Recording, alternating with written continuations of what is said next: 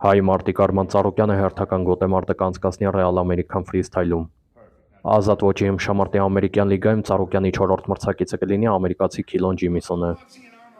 RAW 09 մրցաշարը կանցկացվի Տեխաս նահանգի Արլինգթոն արվարձանի Քոլեջ Պարկ կենտրոնում։ Հենց այստեղ էլ ժամեր առաջ կայացել է մասնակիցների հայացքների բախումը և մամուլի ասուլիսը։ Ներկայացնում ենք Ծառուկյանի և Ջիմիսոնի հայացքների բախումը։ Արմանը լրագրողների հետ զրույցում հայտնել է, որ ինքը հրաժարվում է ներկա լինել Սպիտակ տանը կայանալիք UFC-ի մրցաշարին։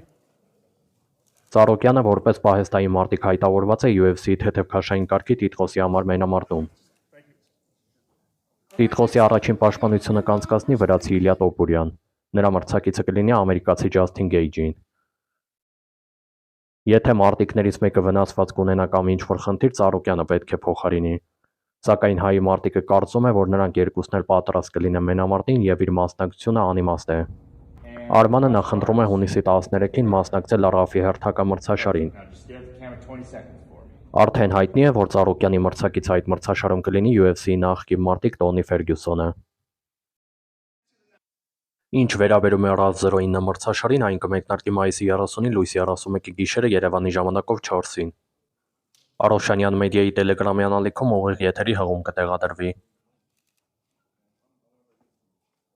Սիրելի մարզասերներ, միայն մնում է ավելացնել, որ հավանեք տեսանյութը տարածեք այն, լինեք ակտիվ։